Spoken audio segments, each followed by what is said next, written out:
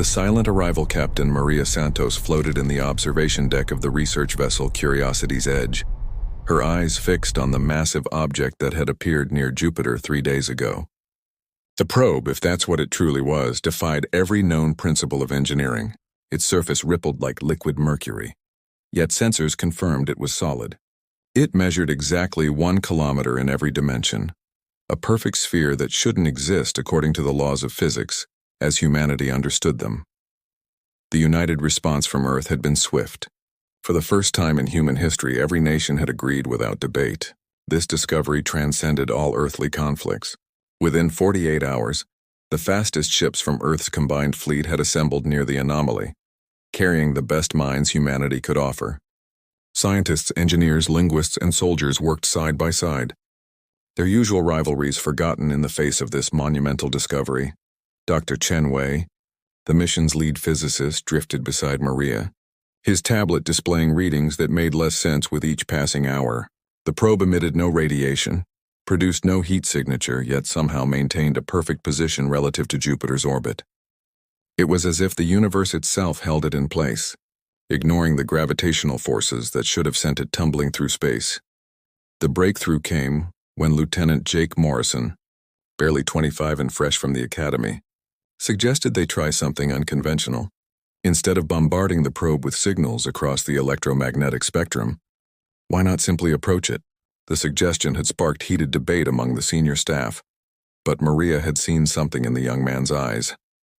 Not recklessness, but intuition, the same gut feeling that had saved her crew more times than she could count.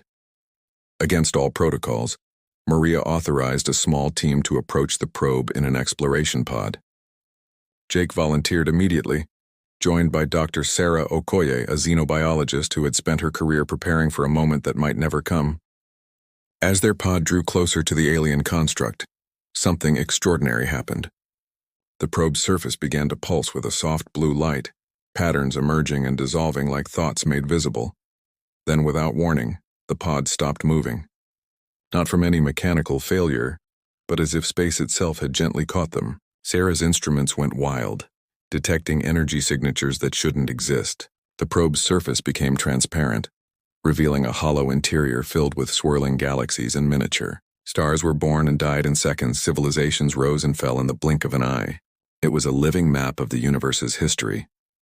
A voice spoke directly into their minds, not through their ears, but through something deeper. It wasn't words exactly, but pure meaning that their brains translated into language. The Etherians had waited so long for humanity to find them again. The confusion in the pod was palpable. Again, but this was first contact. Humanity had never encountered alien life before. The probe projected images directly into their consciousness. Earth, but different. The continents were wrong. The sky was purple instead of blue, and massive structures floated in the atmosphere. This was Earth from 100 million years ago, and standing beneath those floating cities were beings that looked remarkably human. The revelation shattered everything. They thought they knew about their species' history. The Etherians explained through their probe that humanity wasn't native to Earth. They were the descendants of an ancient race called the Architects, who had seeded life throughout the galaxy. But something had happened, something terrible that had forced the Architects to hide, to forget, to become primitive again for their own protection.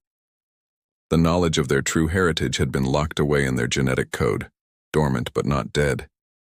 Maria and her crew listened in stunned silence as the probe revealed more. The Architects hadn't just hidden from something. They had hidden from the Devourers, beings of pure entropy that consumed entire civilizations to fuel their endless hunger. The Architects had fought them once and lost, but not before implementing the Echo Protocol, a failsafe that would restore humanity's knowledge and power when they were ready. The probe's message became urgent.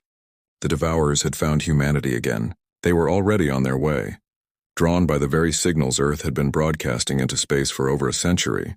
Those hopeful messages to the stars, the golden records on distant probes, the radio waves carrying humanity's dreams of contact, had all been beacons to predators they couldn't have imagined. Time was running out. The Etherians, the last free race that remembered the Architects, had sent this probe as both a warning and a gift. Inside it was the key to unlocking humanity's dormant potential, but the choice had to be made freely. become what they once were and face the devourers, or remain as they were and hope to stay hidden. But hiding was no longer an option. The devourers had their scent. Captain Santos made the decision that would change humanity forever. She authorized the download of the probe's data directly into Earth's quantum networks. Every computer, every device, every system connected to the global network would receive the information simultaneously. It was dangerous, potentially catastrophic if the data was harmful, but what choice did they have? As the transfer began, strange things started happening across Earth. Children solving mathematical theorems that had puzzled scientists for decades. Engineers suddenly understanding how to build machines that violated known physics. Artists creating works that seemed to capture the very essence of spacetime. Humanity wasn't learning this knowledge. They were remembering it. The probe's final message was simple but chilling. The devourers would arrive in 3 months. The Etherians had done all they could. Now it was up to humanity to remember who they truly were and stand against the darkness once more. As the probe dissolved into streams of light that scattered across the solar system, each fragment carrying pieces of ancient technology to where they would be needed most, Maria stared at Earth through the viewport. Her home looked so small, so fragile against the infinite black of space. But something had changed. Even from this distance, she could see lights appearing in places where no cities existed. Humanity was building, creating, preparing. The sleeping giant was finally waking up, and Maria could only hope they would wake in time. Part 2. When legends wake 3 months past in a blur of impossible achievements. Dr. Sarah Okoye stood in what had once been the Sahara Desert, now transformed into humanity's largest construction site. Where sand dunes had stood for millennia, massive structures rose from the earth, their design pulled from genetic memories no one knew they carried. The consciousness amplifiers, as they were called, would allow humans to coordinate on a scale never before imagined. The transformation hadn't been without cost. The sudden awakening of dormant DNA had killed thousands whose bodies couldn't handle the change. Others had gone mad, their minds unable to process memories from ancestors who had lived among the stars. But for those who survived and adapted, the change was miraculous. Humans were stronger, faster, smarter. More importantly, they could feel each other. A low-level telepathic connection that made deception impossible and cooperation instinctive. Jake Morrison, promoted to admiral in the new United Earth Defense Force, coordinated the construction of humanity's fleet from the orbital shipyards that had been built in just 8 weeks. The ships didn't look like anything from science fiction movies. They were organic-looking things grown as much as built, their hulls capable of self-repair and adaptation. Each vessel was linked to its crew on a genetic level, responding to thought as much as action. The day the devourers arrived, every human on Earth felt it. A wrongness in space, like reality itself, was being twisted. They emerged from tears in spacetime. 13 massive vessels that dwarfed anything humanity had built. They were not ships in any conventional sense, but living entities of corrupted matter and energy, each one capable of consuming entire planets. The lead devourer sent a message, not in words, but in pure hunger. It had expected to find primitives broadcasting radio signals, not a species armed with architect technology. The surprise in its communication was palpable, followed quickly by rage. The architects were supposed to be extinct, erased from the universe. This echo of their existence was an insult that needed to be corrected. Humanity's response came from President Chen, formerly Dr. Chen Wei, who had been elected to lead Earth's unified government. His message was broadcast not just through technology, but through the collective consciousness of 8 billion humans standing as one.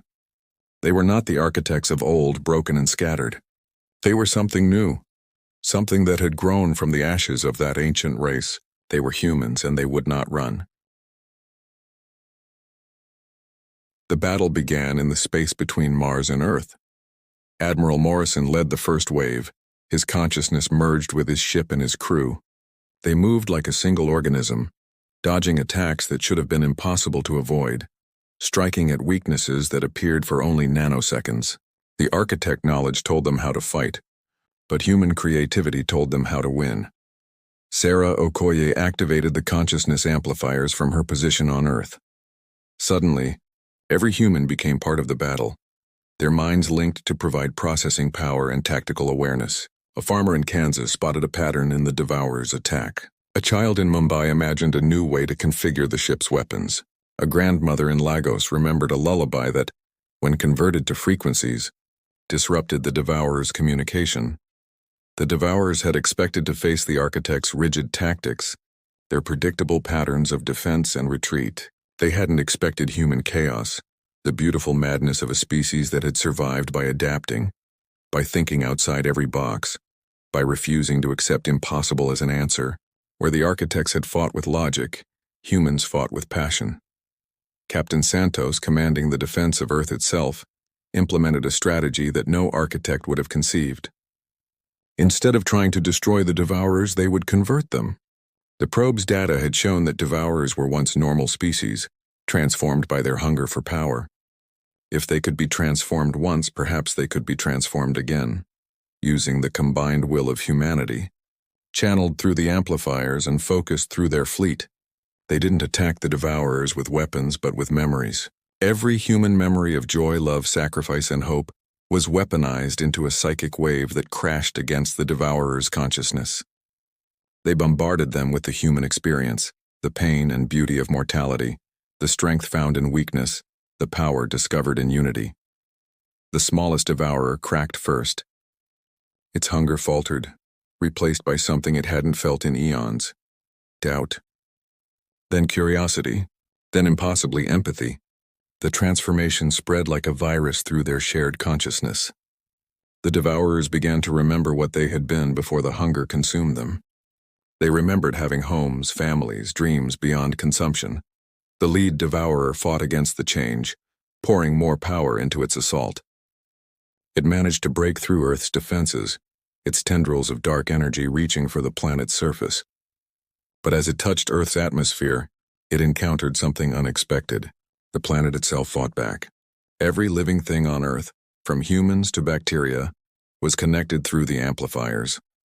The Devourer wasn't trying to consume a planet. It was trying to consume a single unified organism of 8 billion parts. The feedback was catastrophic for the Devourer. It had never encountered a prey that could strike back through the very act of being consumed.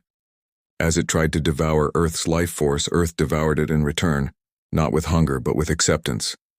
The planet embraced the Devourer, offering it a place in the collective, a chance to be part of something instead of apart from everything. In the end, the battle was won, not through superior firepower or tactical genius, but through humanity's greatest strength, the ability to transform enemies into allies. The Devourers, freed from their hunger, became protectors. Their vast knowledge and power were added to Earth's growing collective consciousness. They had come to destroy humanity, but instead became part of it. As Admiral Morrison surveyed the aftermath, he received a message from deep space. Other races hidden for millennia from the Devourers were emerging. They had watched humanity's victory, seen them accomplish what the architects never could. The galaxy was waking up, and they all wanted to know the secret of humanity's success.